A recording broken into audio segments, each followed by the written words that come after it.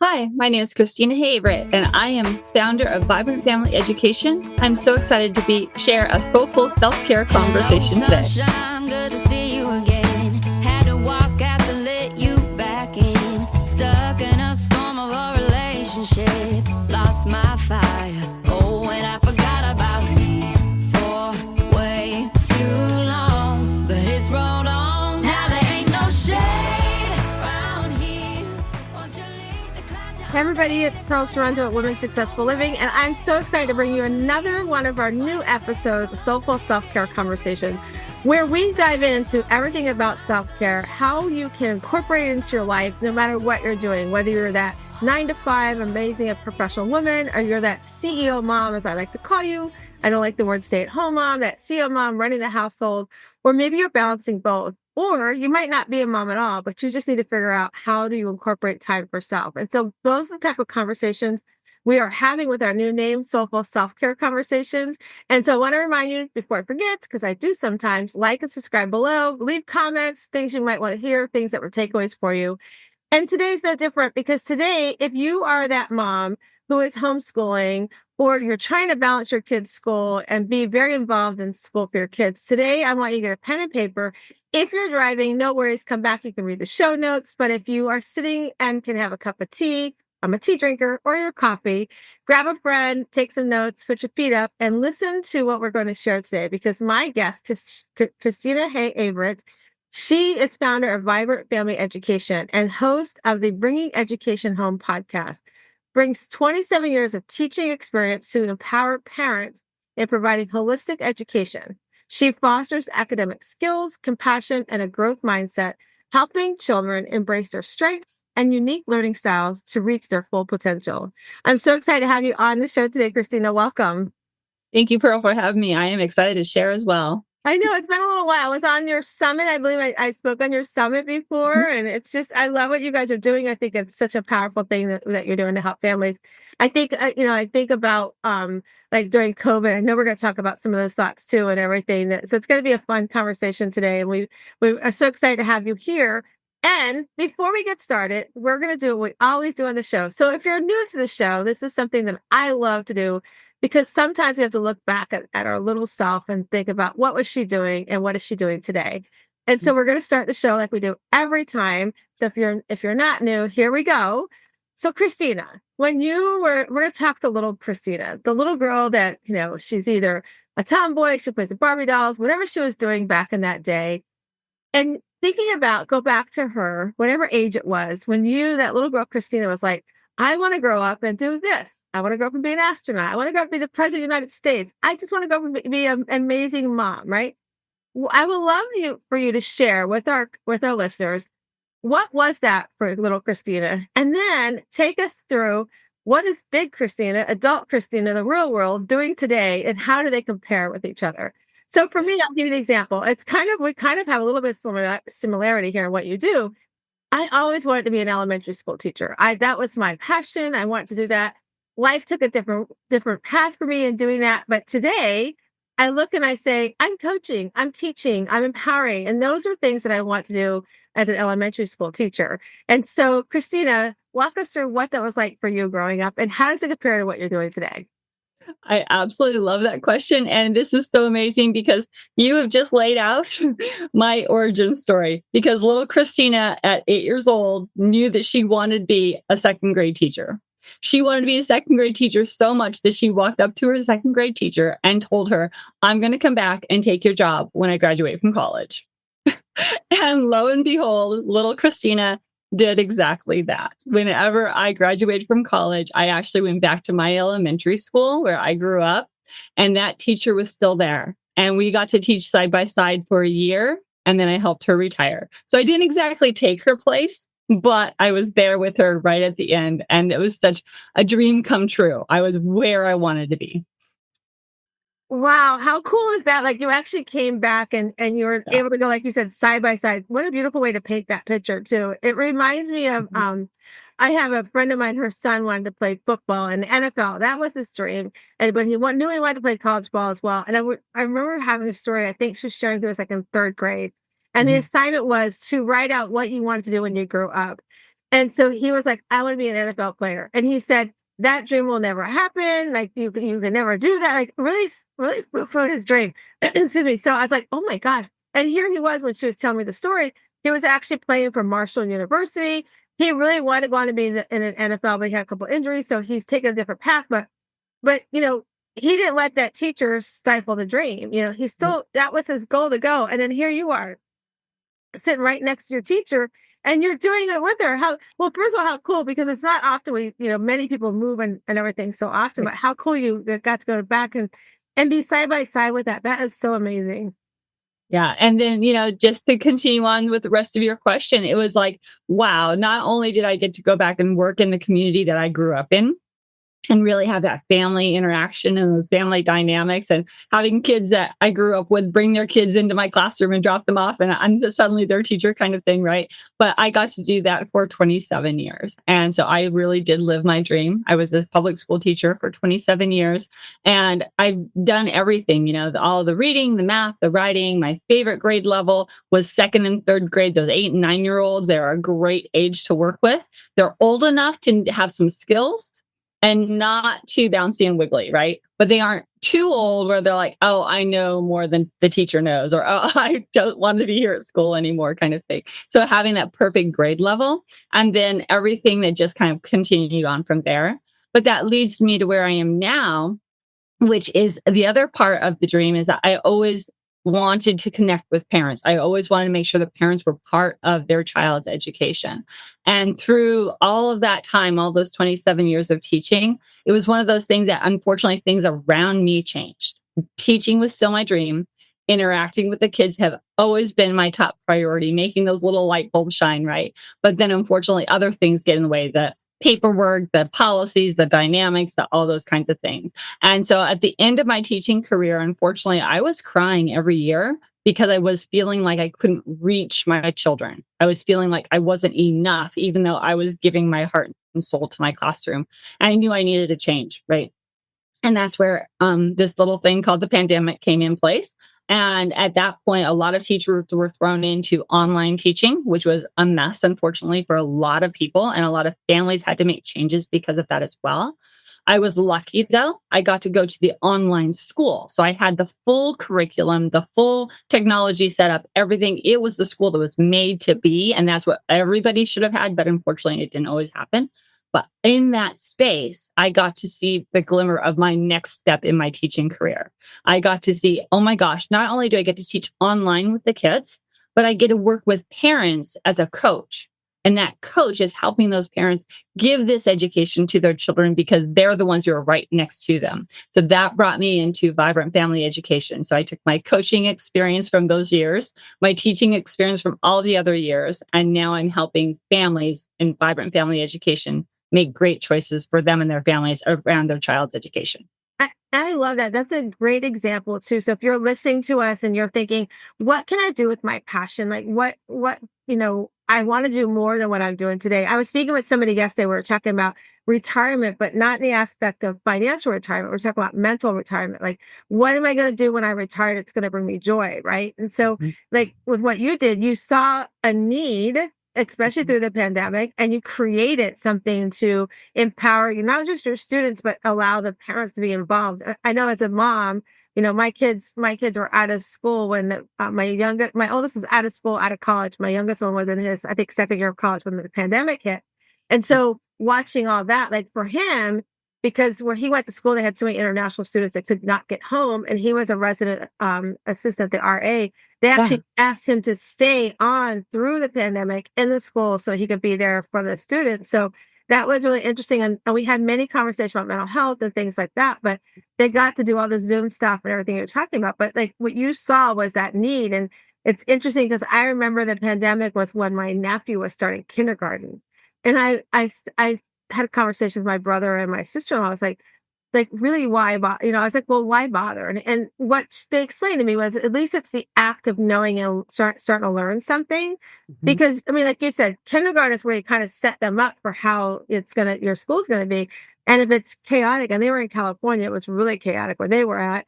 They were like, and my sister-in-law has had some medical problems. So my brother was like, taking care of, his job, and then making sure my sister-in-law, who was early in her health journey, make sure she's okay. And then having to be the teacher. He's like, oh my gosh. And I remember my husband and I had a conversation. I was like, I'm so glad that we are not doing that, because I think our kids would fail. I was like, and actually, to be honest with you, like what you saw a need and you started private family education, what I saw the need was the parent side of it. So, Kristina, I saw the need of, like, I was listening, watching my friends who had, kids either still in high school or little ones still, that middle school to elementary school, early, late elementary school, like going, I did not want to be a teacher. I sent my kids to public school or private school so they could have the teacher who's qualified. I don't want to do this, So I saw this like, oh my God, I got to teach. I got to do my job, and I got to be home with my husband or my partner all day long. I called it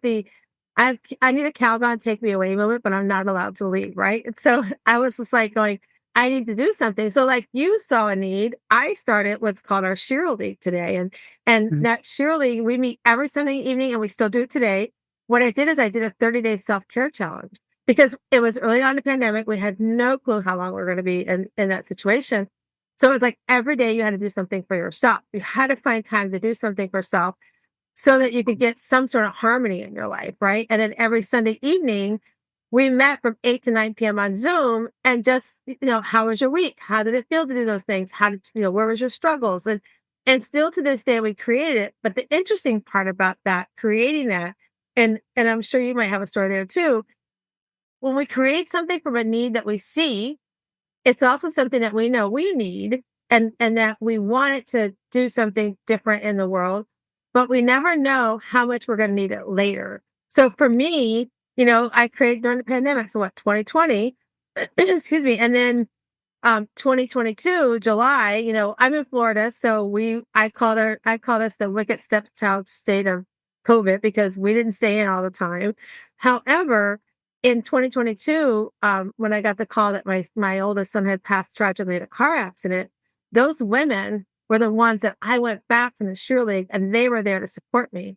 So when I say all that, because it was such a blessing that something that came out of COVID for me was creating, like what you did, create vibrant family education, me to create the Shiro League. And here I am today. Not only am I doing my Shiro League, but I had just started doing retreats. I'd only had like I don't think I had 3 retreats already underneath my belt.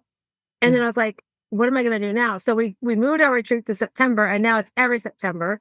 So it's just been all this, we look at things that can be a horrible tragedy, and we find something, a need. How can we help a need?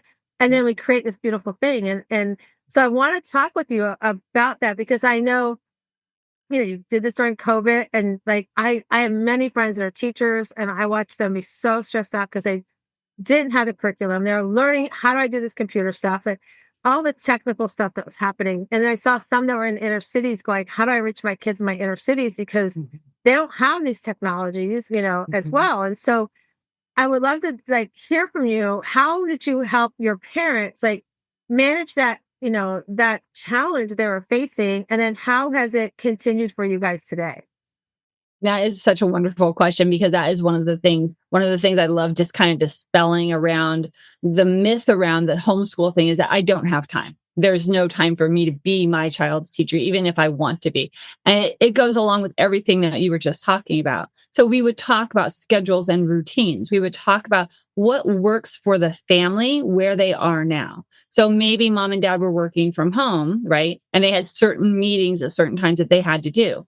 Awesome. You do that. And at the same time, you have your child set up for success in an activity that they know that they can do independently nearby, just in case there was something that needed to happen, right? But mom and dad were still able to go to their work meeting, take care of that. The child was still engaged in a productive activity. And then along that line, and then whenever the other part of the schooling needed to happen, you do that when you don't have your meetings. You either have it, later in the afternoon or earlier in the morning, whatever it is that really makes your family kind of hum and sing. And as these families started getting into it, they figured out what their rhythm and their routine was, right? And now, if you're working with an online school and your child has to be on screen at a certain time with a teacher, that looks a little bit different. But if you're in the complete homeschool model where you're completely in charge of your child's learning, then you get to totally flex and bend and everything else. And the thing about that is that time is a mindset, actually. I don't have enough time. Well, when you look into your child's learning and when they learn best, they learn quicker, right? So if you can schedule your routine around when your child is awake and alert and ready to learn, learning gets done quicker. And then you have the rest of your day for work, for family activities, for all those things. So scheduling and routine is one of those things that's the best thing to think about. And that I don't have enough time is really a myth. I think that's really great advice too. And I think that goes not just like for you're talking like real life too. Like we have to create those boundaries, like for our self-care and for the parents. Like if you're a parent, you're listening to us and you're, maybe just starting this journey of homeschooling, or you're having, like you said, have that specific screen time. Like I love what you said about finding out where the schedule is. And if you can make it hum around the schedule, that's, fit it in there. And I think that's really, really, really impactful to understand that it doesn't have to be a square box. You can make it, fit where the pegs need to fit at, right? I love that. It reminded me of my husband when because my husband's retired from the Department of VA. And I remember that he had he had one of his employees that they had a little one at home. They were trying to do school. And my husband's like, listen, just make it work how you have to make it work. And his wife was also working for a branch of the government. I'm not sure where. And so she had to be specific times. And they're like, we have no flexibility. You have to be on this time. So my husband's like, listen, then you come on the evening, whatever you need to do, because typically they didn't, other than if they had to talk to somebody, it's like, you can do the work around that schedule. Right. And so I think it also goes to communication, like, especially if you're a 2-parent home, like communicate, having that, schedule, like you said, schedule, routines, all of those things. I think that, like you said, is important. Not just if you're listening to us and you're like, I don't have kids, don't turn off, because these are things that apply to you as well. Like in life, we have to create schedules. We have to create routines. I'm getting ready to do this amazing vision event for a nonprofit this weekend. And one of the things we're talking about is in those 8 quadrants of the wheel of life, where are you scheduling these things that you want are your priorities into your life, and how are you scheduling that? And so it's important to have these routines and so forth.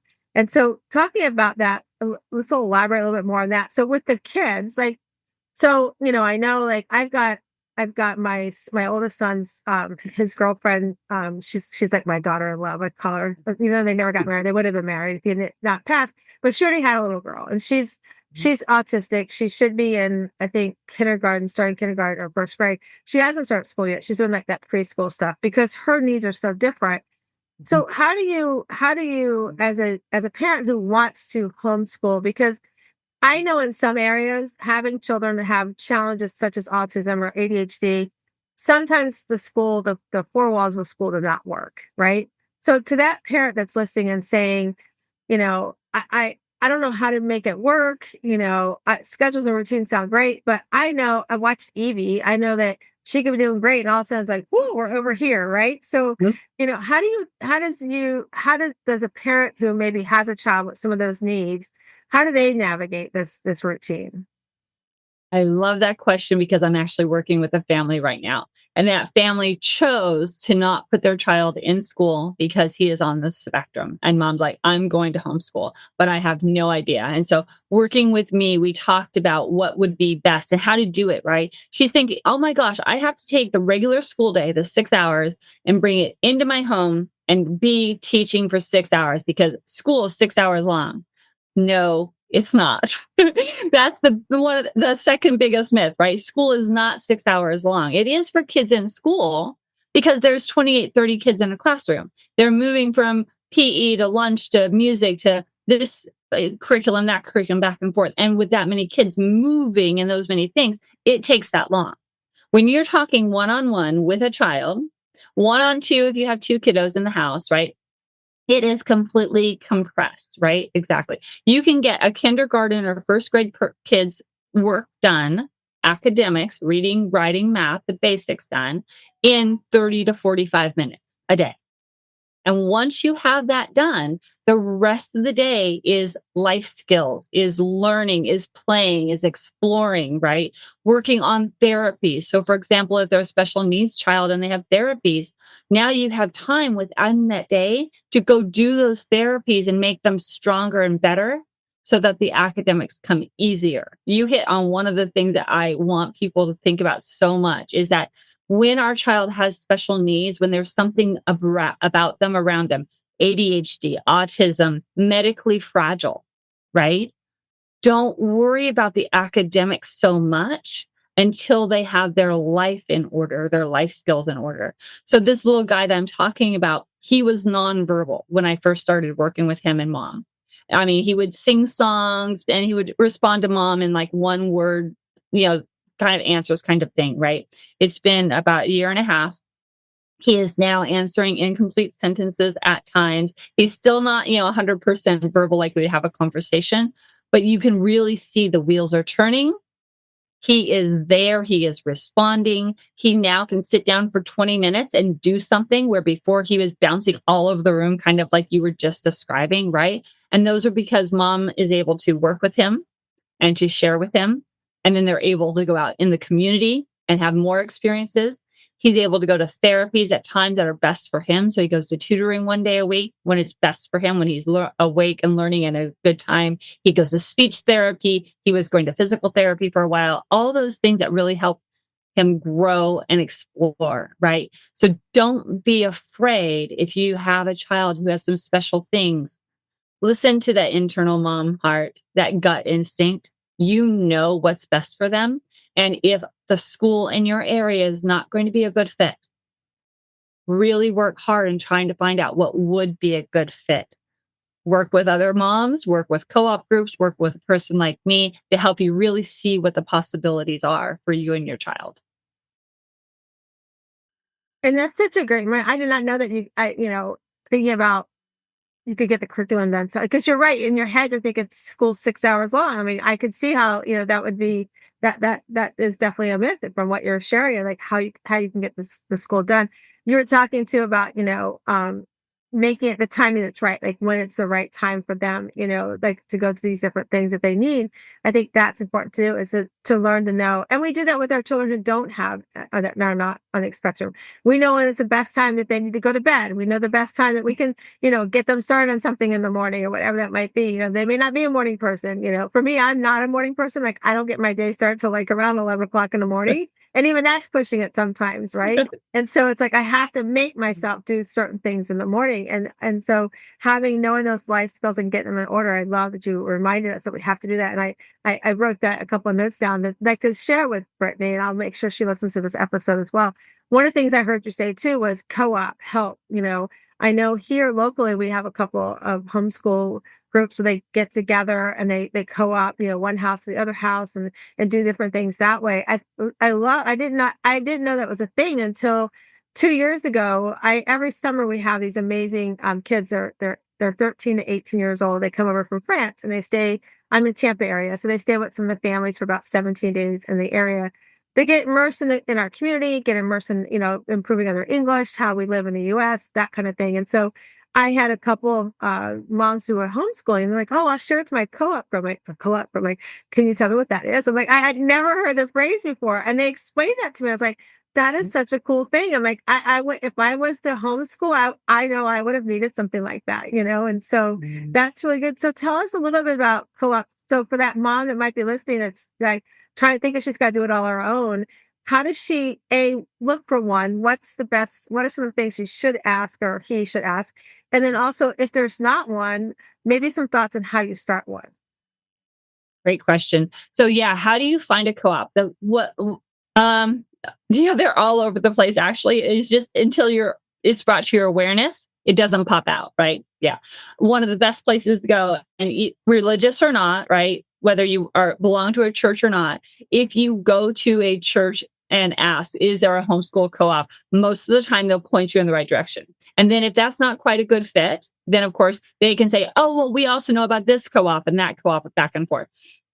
Facebook is in a wonderful place right now. It has tons of Facebook groups that kind of house co-ops. So they're able to share schedules. They're able to talk about when they're getting together in the area, those kinds of things. So search your Facebook groups for your area specifically for co-op, or your state homeschool association would also have a list of lots of co-ops and things like that, right? But like I said, once it's brought to your awareness, they start popping out. You'll start finding them, right? And you'll find the one that fits, because some go towards classical education, which is very structured education. Others are doing what's called unschooling, where there's no curriculum at all. You're just living life and learning through whatever. And then there's those that are kind of in between that balance. One of the other benefits of co-ops, though, is that when you get to an area where you maybe don't feel confident teaching the subject matter, lots of times they do what's called teaching swaps. So a parent that is super confident in that area will take in a couple of extra kids and teach to them. And then you do the same for something you're really comfortable with, right? And if for some reason there's absolutely no co-op in your area at all, which is going to be highly unlikely, but maybe it is, right? Maybe you're some rural area. Just keep looking around and start asking questions when you ever see other moms with kids. Hey, would you like to get together and have a play date with the kids? Hey, would you like to get together and learn together as a group with our kids? Are you homeschooling? Are you private schooling? Whatever would you like to just kind of bring together? And that kind of brings those families together that are really looking for that support. That's great advice. Like I'm sitting there going, wow. And you're right. I'm sure there's so many. I mean, a few years ago, like around COVID, there probably wasn't as many as there are today. And I hear more and more Mhm. people are homeschooling their kids. And so I'd love to get your thought. Like, why do we see some of that trend? I mean, I know, sometimes I talk to people, it's like, sometimes it ranges from, I just don't like the school that we're at, all the way up to something political, right? It could be different things. But what would you say are like some of the top 3 or 4 things that you see why people decide to homeschool their kids? Top two or three. One, unfortunately, is that our schools are not meeting our children's needs.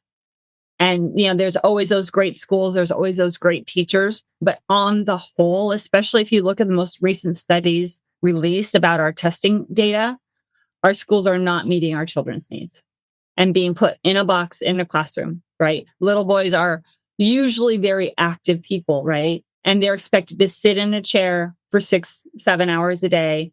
That's not natural. People are going back to more of a natural kind of way of life, right? So unfortunately, one of the top reasons is our schools aren't meeting needs. And then number two is their child is learning differently. They're figuring out their what's called neurodiverse, which is most of those kiddos like on the autism spectrum or ADHD, something like that. Or their kiddos are just really high achievers. They are far and above mentally and learning wise what their peers are. And so when they're in school, they're bored. They're like, I've already learned all that. I need excitement. I need challenge and things like that. Right. And yes, there are programs in the schools that help with that. But again, they're not always set up to meet your child's needs, right? And then part of it is values. A lot of our families are going back to what are my family values? What do I really hold dear? And is that being taught or is it being taught against in the school? Right. So there are things that are happening in our schools that some families are like, whoa, way too far out there for me and my family. I want to do this at my own pace, or I want to do this in my own way. Right. And it might be a religious thing. It might be something different. But those are probably the top three. School is failing your kiddo.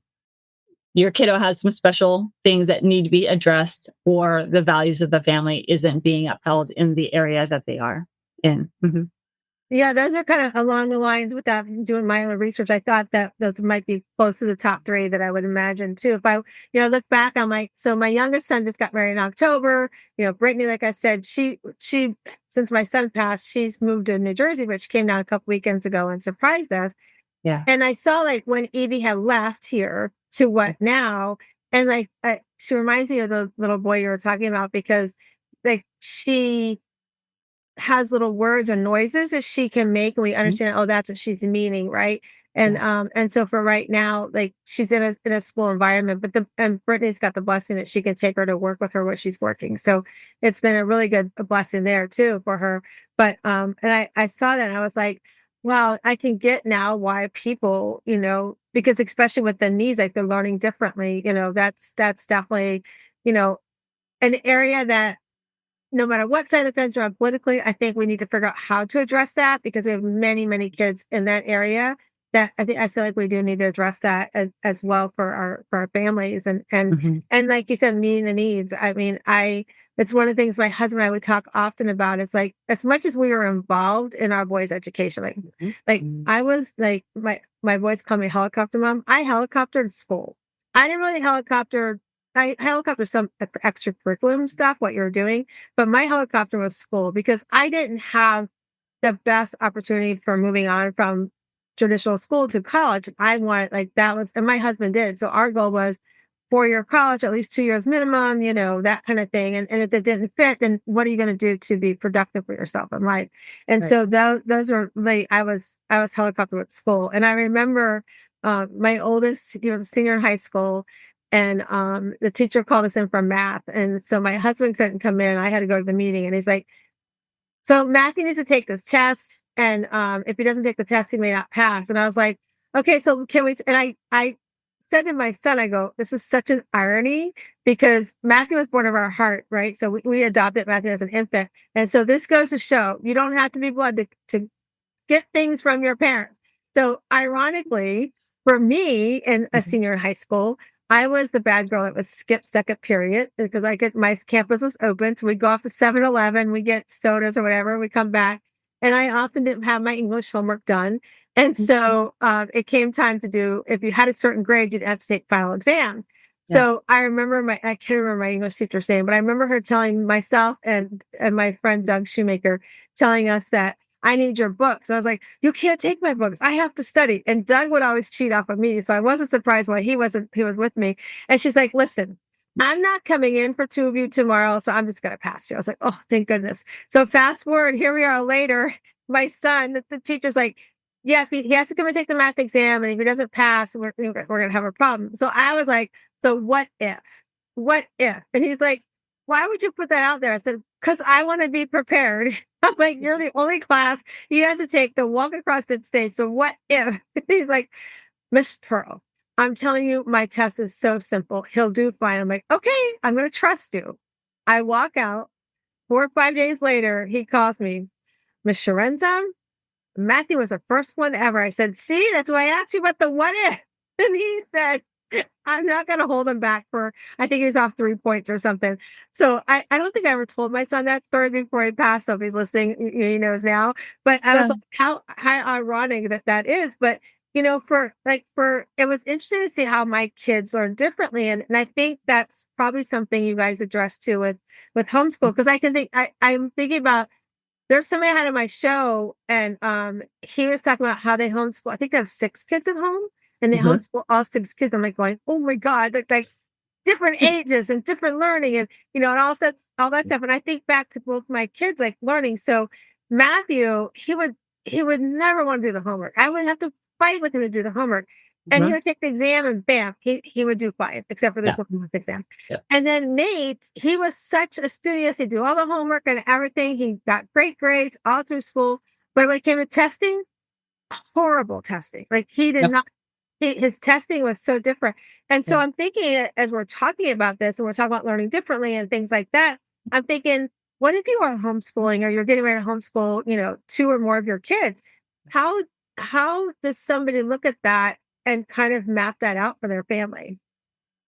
That is such a good question. One that, families get really worried about. Oh my gosh, I do have more than one kiddo, right? And it's one of those things that as we're working with the families, we start looking at learning styles and then, of course, the curriculum and basically how you can interweave different grades or different age levels in the same curriculum, right? So if you're doing a writing paper, right, and you're talking about a personal narrative, you're going to write a story about something that happened to you in life, right?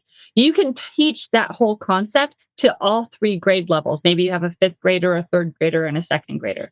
You can teach the basic concept to all of them. And then as they're writing, you're helping them with different things. The 5th grader, you're going to expect 5 paragraphs for. So you're talking about what 5-paragraph essay looks like, right? But then your 3rd grader and your 2nd grader might only have 2 paragraphs or 1 paragraph, but you're still teaching what does a paragraph look like? What does a sentence look like? And you're scaling it up and down to whatever your kiddo needs at that grade level, right?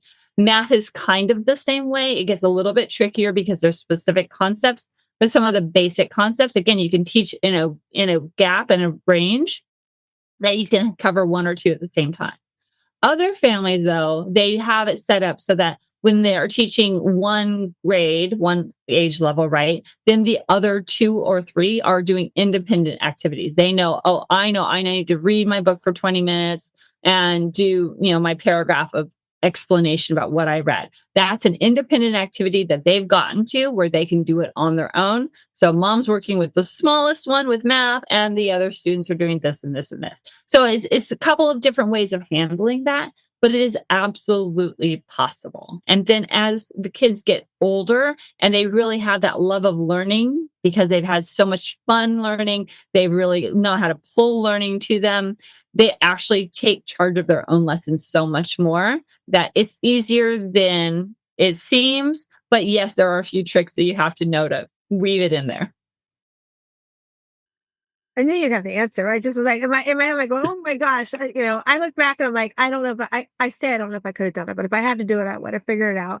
I would Yeah. have got help. I would have found like what you offered to families help. And so with that being said, so those that are listening to us are like, I really wanted to do this. Now I'm inspired to do this. This has been great information about the myths, about scheduling routines, about how do you meet your child's needs and how do you, address those learning differently children as well. If they needed to reach out to you, how can somebody reach out to you to learn more what you offer? The best place to go is straight to the website, vibrantfamilyeducation.com. Vibrantfamilyeducation.com.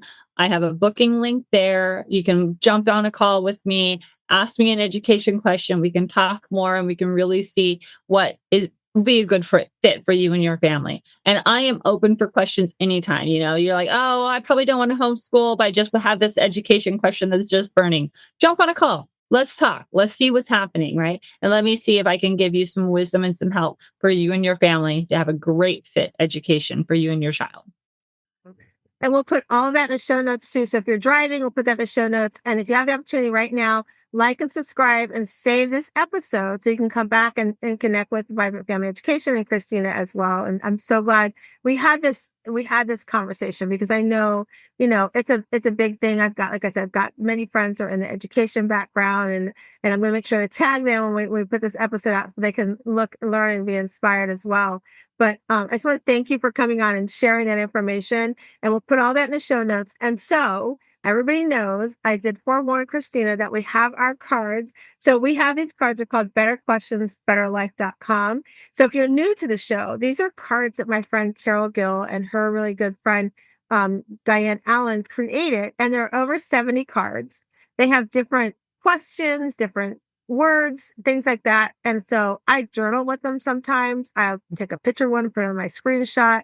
I actually have given them to my kids. And actually, to be honest with you, I actually put a deck of them in my son's casket. So when he went off, he'd have good inspiration when he got to the other end of the world. Mm-hmm. So just, I did things like that. So but these are great cards. So, and they're also great icebreaker cards. So I'm going to shuffle them. Kristina's going to tell me when to stop. And then she's going to answer what card comes up for her. So here we go. Okay, your card says, what if my inner voice is right? Ooh, love it. What if my inner voice is right? Run with it, have fun with it, play with it, go with it. And it's one of those things, I'm going to bring it back to the parents again. What if your inner voice is right? What could be the beauty of that outcome for you and your family? Right? What beauty could you experience? What joy could you have if that inner voice was right and you acted on it? That is so true. One of the things I always say is listen to the inner voice, listen to that gut instinct. So if you're listening, that's one of the things I am so blessed that, in our son's passing, one of the things was I listened to my inner voice and I was like, told me something's not right. And I was right. And I felt the feeling and everything. And if you go back and listen to a couple of episodes, you can hear that story. But I'm so glad that I listen to my inner voice and I do it so often. My husband will tell you too, it's like we had a situation when we first went in a house over here where somebody was staying with us and they moved out. And afterwards he's like, I never really believed in that stuff about things and impacts and stuff like that. He goes, but you said this and it's happened now. And I'm like, it's that inner voice. It's not really, some people have a beautiful talent with it, but it's just that inner voice. And, so oftentimes he'll tell my friends or family, if Pearl says it, you need to believe it because she's felt it, right? So it's so amazing to listen to that inner voice. And you never know what happens. Like you said, especially if you want to educate your children at home, you never know what's going to happen. And do me a favor, help foster that inner voice in your children. When they are talking, oh, I feel inside that I should be doing something. Ask them about it. Why do you feel that? How do you feel that? Let's try it out and see what happens. Foster that in your kids as well. So what a great point. I'm glad you brought that up too. I love that you reminded us of that because there's so many things that when we don't listen to them and, if you're listening, your kids are 7 and below right now, what you say to them affects that inner voice. So make sure you foster that inner voice, like what Kristina says. Make sure you listen to it. Don't tell them go stand in the corner. Don't tell them, oh, that's nothing. Like engage in a conversation. So how does that make you feel? Well, tell me about that feeling. Ask them those questions. So good way to close out our show today. And I just want to remind everybody as well that when you come into this world, we are this hard, tough oyster. We've got this rough shell. We have to break it apart so we can figure out what our inner voice is telling us and how we become that inner pearly greatness. So I hope today each of you go out and you find your inner pearly greatness and listen to your inner voice. Have an amazing day. Oh my gosh, what a fun episode. My kids are grown and grown and off in heaven for Matthew, but I'm watching, they're getting ready to navigate that path of education. And was so glad I was able to have Kristina on today to have this conversation today, because I think it's something, if you are listening as a parent or even as a grandparent, I think it's really important that we understand what our families face today with education. But one of the big takeaways that I want you to understand when we talk about soulful self-care, we talked about it right at the beginning. I mean, if you go back and listen, we talked about your schedule and your routines. Like, where are you scheduling yourself for self-care? What routine are you creating for self-care? And that includes if you are homeschooling your children, or if you are working, outside the house, or trying to manage the household and working, whatever that routine of your daily life looks like, where are you plugging in and scheduling and really like fixing into that routine for your self-care? And I just want you to know that no matter where you are at, it's never too late to start. You're never too old to start. You're never too young to start. And self-care is not selfish. You can do it with your kids, with your spouse or partner, or just on your own if you want to.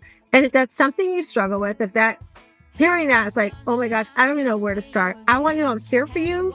And if you want to, just follow the link below, like and subscribe for us, or click the link that's in the show notes and schedule a call with me. Let's create a roadmap towards your self-care, because you deserve to be the hero that you are, because I know you're strong.